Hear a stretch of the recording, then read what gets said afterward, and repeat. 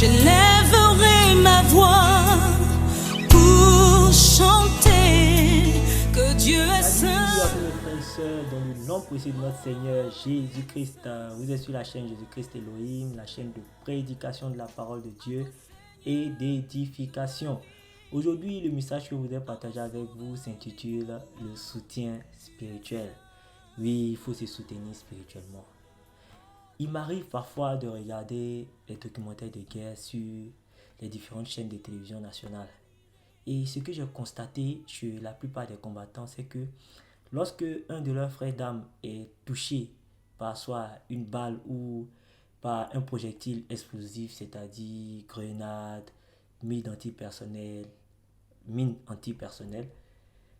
et qu'il est toujours en vie, le plus souvent, ces combattants portent leurs frères d'armes sur leurs épaules ou sur leur dos et ils le conduisent ou ils les conduisent dans un endroit sécurisé où là-bas se trouvent des médecins qui les soignent, qui les sauvent la vie. Et ils le font le plus souvent au péril de leur vie. Parce que les balles sifflent comme ça, mais ils prennent sur eux le courage de porter les frères sur leurs épaules et les conduisent vers les médecins. Quand j'ai regardé ça, j'ai été vraiment touché. Et je me suis rendu compte que cela doit être pareil pour l'église du Seigneur Jésus-Christ. Cela doit être pareil pour le corps de Christ. Parce que dès l'instant où nous acceptons Jésus-Christ comme notre Seigneur et Sauveur, nous sommes parachutés directement dans une bataille. Nous sommes parachutés directement en plein combat. Et cette bataille, ce combat est spirituel. Et nos ennemis sont bien connus. Je vous invite à lire tout le chapitre 6 du livre d'Éphésiens. Vous allez connaître nos ennemis. Et vous allez connaître aussi les armes que le Seigneur a mis à notre disposition. Une fois, j'ai écouté la prédication d'un apôtre de notre église. Et il a dit que si Dieu ouvrait les yeux de la plupart des chrétiens et qu'il montrait ce que le diable prépare contre eux, la plupart de ces chrétiens allaient dormir à l'église. Ils n'allaient même plus vouloir en sortir. Et je me suis rendu compte que c'était la vérité. Parce que notre adversaire, le diable, dans cette bataille, rôde comme un lion rugissant, cherchant qui dévorer. Parce que si dans l'armée ou dans la guerre des hommes, les généraux se trouvent hors des champs de combat, à tracer des tactiques de guerre, des plans de guerre, des plans d'attaque, dans cette guerre spirituelle, personne n'est à l'abri. Nous sommes tous dans le combat. Nous sommes tous dans la bataille. Et ceux qui sont considérés comme les généraux, c'est-à-dire les prophètes, les apôtres, les pasteurs, les bergers, les dirigeants, ces personnes-là sont en première ligne. Et ce sont eux que le plus souvent, l'ennemi cherche à toucher. L'ennemi cherche à atteindre. Alors nous devons prier aussi pour eux. Nous devons les soutenir spirituellement. Ils ont besoin de nos prières. Ne pensez pas que comme ils sont à un certain niveau, à un certain degré, eux aussi, voilà, ils sont protégés, certes, ils sont protégés, effectivement, ils sont protégés par le Seigneur, mais ils ont besoin de nos prières. Ils ont besoin de nos prières. Donc, prions pour eux, prions pour les frères, prions pour les sœurs. C'est ça le rôle du chrétien. Certes, tu es sauvé, mais étant sur cette terre, tu es dans une bataille. Et cette bataille-là, elle est farouche. Voilà pourquoi, quand moi j'entends certains chrétiens disent je suis chrétien non pratiquant, je suis chrétien mais je prie à la maison. J'entends ça, hein, j'ai plusieurs fois entendu ça. Je me suis dit que ces personnes ne savent pas ce que c'est qu'être chrétien. Être chrétien, c'est être dans une assemblée et de participer au bon fonctionnement de cette assemblée. En quoi faisant? En priant les uns pour les autres, en intercédant les uns pour les autres. Parce que l'Esprit de Dieu en vous, en moi, en toi, ne demande qu'à briller dans certaines situations. Voilà pourquoi le Seigneur a dit dans Matthieu 5, le verset 16, que votre lumière luise ainsi devant les hommes, afin qu'ils voient vos bonnes œuvres et qu'ils glorifient votre Père qui est dans les cieux. L'Esprit de Dieu en toi ne demande qu'à briller dans la situation qu'un frère rencontre, dans les difficultés qu'un frère rencontre. Là où une sœur voit des difficultés, Toi, l'Esprit de Dieu en toi voit une solution et tu pries, tu intercèdes pour cette sœur. Prions les uns pour les autres. Intercédons les uns pour les autres. Jeûnons les uns pour les autres. Nous allons lire Jacques 5, le verset 16. Confessez donc vos péchés les uns aux autres et priez les uns pour les autres afin que vous soyez guéris. La prière fervente du juste a une grande efficacité. J'aimerais attirer votre attention sur ce passage-là.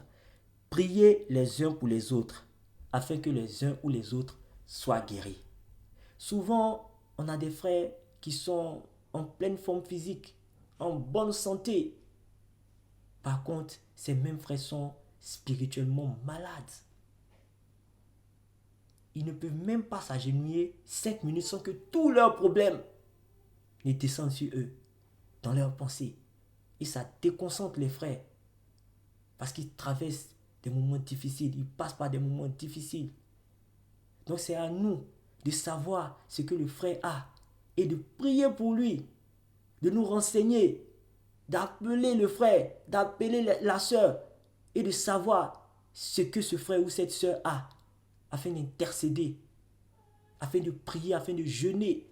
C'est ça aussi le rôle du chrétien. Ne restons pas là à dire « Oh mon frère, que le Seigneur te fortifie ». Parce que des fois on entend dire qu'un frère est dans les difficultés, un frère est dans les problèmes et on dit, tout ce qu'on trouve à dire c'est que le Seigneur te fortifie. Nous devons passer à l'acte. L'acte c'est quoi? C'est la prière, l'intercession. Et il est dit encore, la prière fervente du juste. C'est qui le juste? Le juste c'est toi, c'est moi. Le juste c'est celui-là qui marche selon la parole de Dieu, qui marche selon l'Esprit de Dieu, qui a accepté Jésus-Christ dans sa vie. C'est lui la Bible appelle le juste. Et ta prière fervente, c'est quoi? C'est cette prière que tu fais avec passion pour le frère, avec amour, où tu te réveilles la nuit, 1 heure, 2 heures, tu pries, tu intercèdes pour un frère. C'est ça la prière fervente. C'est ça qui touche le ciel. Alléluia. Un moment, j'avais pris un mois de jeûne. Et dès que j'ai commencé ce mois de jeûne, j'ai appris qu'un frère était dans les difficultés. Il traversait un temps difficile. Donc, qu'est-ce que j'ai fait? Il ne s'est pas passé un seul jour sans que je ne mentionne ce frère dans mes prières, dans les intercessions que je faisais. Et je descendais à 18h. Chaque fois que je descends et que je commence à prier, je prie pour ce frère-là. Et dans ce mois de jeûne, j'avais réservé 3 jours où je faisais le jeûne à sec. Dans ces 3 jours, j'ai consacré un jour au frère, où je priais, j'intercédais pour lui. Et dans ces 3 jours, je suis allé vers l'église parce que je devais faire une course pour quelqu'un.